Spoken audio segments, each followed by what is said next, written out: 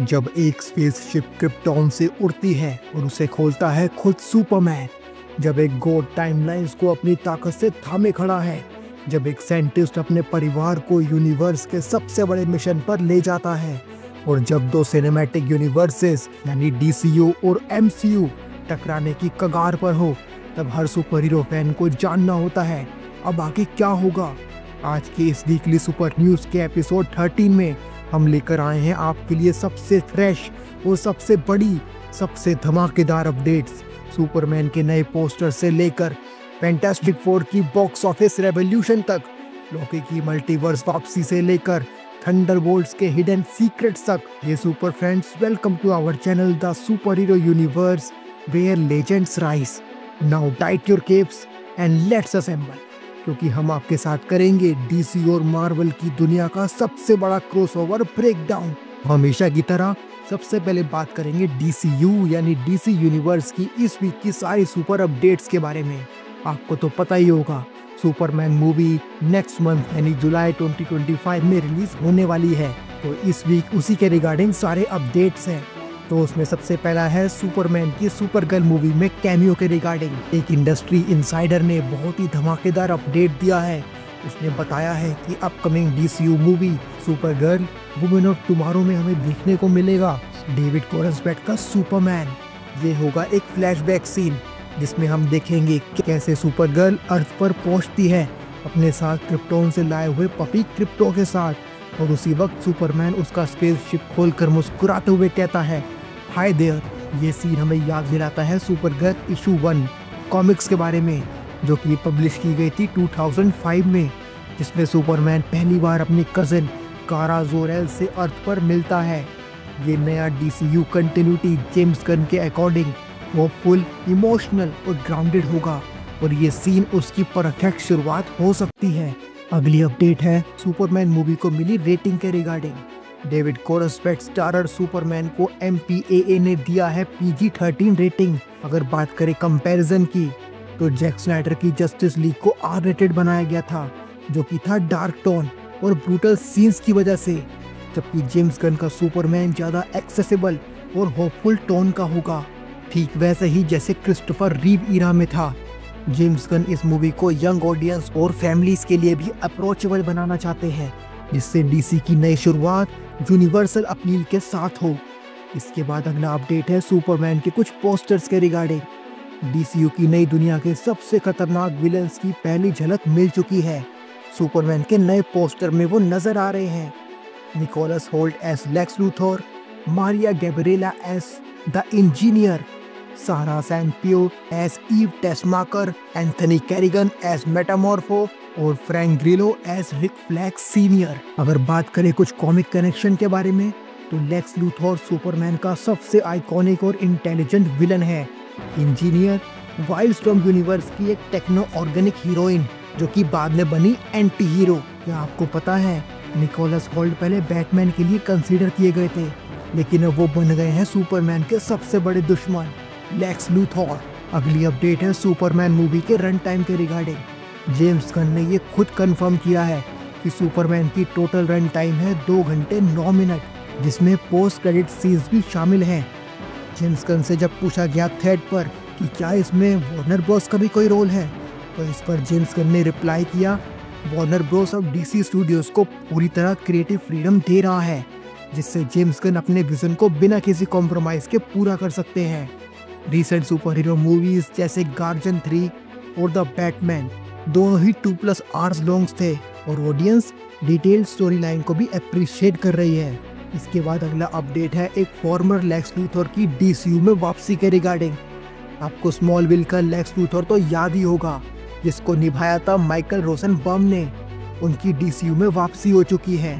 Fan expo Dallas में उन्होंने बताया कि जेम्स गन ने उन्हें सुपरमैन मूवी में एक छोटा सा वॉइस रोल दिया है। माइकल रोसेनबॉम का Lex Luthor portrayal DC fans के दिलों में आज भी जिंदा है। ये वापसी एक ट्रिब्यूट है उन पुराने डीसी फैंस के लिए जो स्मॉलविल के दौर से जुड़े हैं। क्या वो ब्रेनियक की वॉइस में हो सकते हैं या क्रिप्टोनियन AI जोरेल?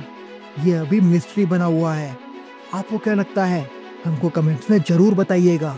अगला अपडेट है डीसी यूनिवर्स की सबसे आइकॉनिक जर्नलिस्ट लोइस लेन और डेली प्लेनेट की पूरी टीम के रिगार्डिंग, जिसकी तस्वीर अब सामने आ चुकी है डीसीयू द्वारा रिलीज किए गए कुछ पोस्टर्स में।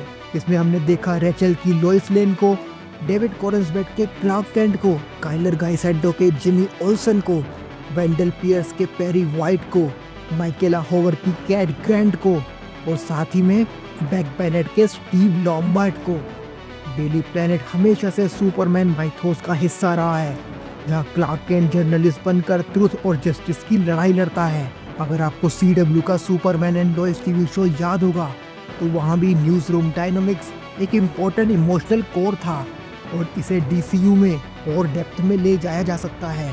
तो दोस्तों, ये थी इस वीक की सारी super hero update DC universe के रिगार्डिंग। DC यूनिवर्स में बदलाव की हवा तेज हो चुकी है। आपको सबसे ज्यादा किस खबर ने एक्साइट किया, कमेंट्स में हमको जरूर बताइएगा। चलिए अब बात करते हैं DC के यूनिवर्स के बाद मार्वल के यूनिवर्स की आई सारी अपडेट्स के बारे में। तो उसमें सबसे पहली है लॉकी के रिगार्डिंग। टॉम हिडलस्टन ने जिमी किमेल लाइव शो में खुद ये खुलासा किया कि लॉकी अब भी मल्टीवर्स के टाइमलाइंस को संभाल रहा है। जब किमेल ने पूछा कि लॉकी सीजन 2 के फिनाले के बाद उसका रोल क्या रह गया है, तो टॉम ने जवाब दिया कि लॉकी का रोल अब भी बहुत इम्पोर्टेंट है। और जब अवेंजर्स डूम्सडे में उनकी वापसी के बारे में पूछा गया तो उन्होंने सीधा कहा, आई विल बी देयर। आपको तो पता ही होगा, लॉकी सीजन 2 के फिनाले में लॉकी ने खुद को टाइम लूप से बांध लिया था और बन गया था मल्टीवर्स का गॉड। अब अवेंजर्स डूम्सडे में उसकी मौजूदगी इस पूरे मल्टीवर्सल वॉर का सेंटर पॉइंट हो सकती है।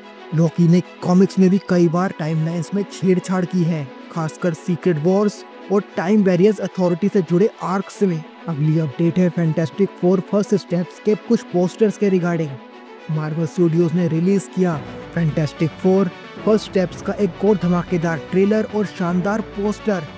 टिकट अब ऑफिशियली सेल पर है और इसी के साथ मार्वल ने रिलीज किए हैं 4DX, IMAX, Dolby, real D, 3D और सीनेक्स के अलग अलग हैंड ड्रॉन रेट्रो पोस्टर, जिसमें हम देख सकते हैं रीड रिचर्ड्स जो कि है the smartest man alive, Sue Storm जिसे कहा जाता है the invisible woman, Johnny Storm जो जाना जाता है ह्यूमन टॉर्च के नाम से, और बेन ग्रिम जिसे कहते हैं द थिंग।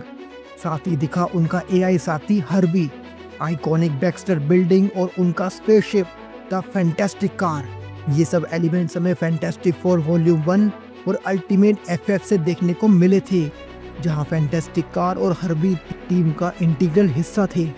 इसके बाद बात करते हैं डॉक्टर डूम के पोस्ट क्रेडिट लीक के रिगार्डिंग। हाल ही में एक लीक आया था कि फैंटास्टिक फोर की पोस्ट क्रेडिट सीन में डॉक्टर डूम की झलक मिलेगी, वो भी रॉबर्ट डाउनी जूनियर के वर्जन में। लेकिन डायरेक्टर मैट चैकमैन ने इन अफवाहों को तोड़ते हुए साफ कहा है कि डॉक्टर डूम इस मूवी में नहीं है। शायद डूम को मार्वल धीरे धीरे टीज करेगा, लेकिन इस मूवी में फोकस रहेगा सिर्फ और सिर्फ फैंटास्टिक फोर की ओरिजिन पर, उनकी स्टोरी पर। डॉक्टर डूम पहली बार आया था फैंटास्टिक फोर इशू 5 में, जो कि पब्लिश किया गया था 1962 में, और वो मार्वल का सबसे आइकॉनिक विलन माना जाता है। लेकिन मार्वल ने उसके इंट्रोडक्शन के लिए अभी और ही इंतजार तय किया हुआ है। इसके बाद चलिए बात करते हैं फैंटास्टिक फोर के पॉपकॉर्न बकेट्स के रिगार्डिंग। टिकट सेल्स के साथ साथ रिवील हुए कुछ मज़ेदार और यूनिकली डिजाइन पॉपकॉर्न बकेट्स, जिनमें शामिल है गैलेक्टस का सिर एक पूरे बकेट के रूप में। मार्वल हमेशा से थिएट्रिकल एक्सपीरियंस को बूस्ट करता है और ये मर्चेंटाइज फैंस को मूवी के साथ बॉन्ड करने का एक क्रिएटिव तरीका है। अब बात करते हैं लेटिया राइट की ब्लैक पैंथर के रिगार्डिंग। ब्लैक पैंथर की क्वीन शूरी यानी लेटिया राइट ने एक इंटरव्यू में कंफर्म किया है कि उनका रोल इस बार पहले से बड़ा होगा। उन्होंने कहा है अवेंजर्स डूम्सडे के बारे में कि it's just an symbol of greatness, I now have a little bit more. शूरी अब ब्लैक पैंथर मेंटल को कैरी कर रही है और अवेंजर्स डूम्सडे में वकांडा का रिप्रेजेंट करना उनके लिए एक मेजर स्टेप होगा। शूरी ने कॉमिक्स में भी पैंथर मेंटल किया था, खासकर जब टचाला कोमा में चला गया था। अब MCU उस बात को फेथफुली फॉलो कर रहा है। चलिए अब बात करते हैं थंडरबोल्ट्स के एक पोस्ट क्रेडिट सीन के रिगार्डिंग। एम्पायर मैगजीन से बात करते हुए केविन फाइगी ने टीज किया है कि थंडरबोल्ट्स का वो सीन जिसमें न्यू एवेंजर्स ऑर्बिट में एक शिप को एंटर करते हुए देखते हैं और वो है द एक्सेल्शियर। केविन फाइगी ने कहा है Their ship is the Excelsior, but I am not sure they are the same ship. Excelsior नाम स्टैनली के कैच फ्रेज से जुड़ा हुआ है और इसे फैंटास्टिक फोर के नए एमसीयू डिजाइन के रूप में देखा जा रहा है। थंडरबोल्ट्स और फैंटास्टिक फोर का आपस में जुड़ना अवेंजर्स डूम्सडे के लिए नए अलायंस की तरह काम कर सकता है। इसके बाद अगला अपडेट है फैंटास्टिक फोर के टिकट सेल्स रिकॉर्ड के रिगार्डिंग। फैंटेंगो के according fantastic four first step बन चुकी है 2025 की biggest first day ticket seller.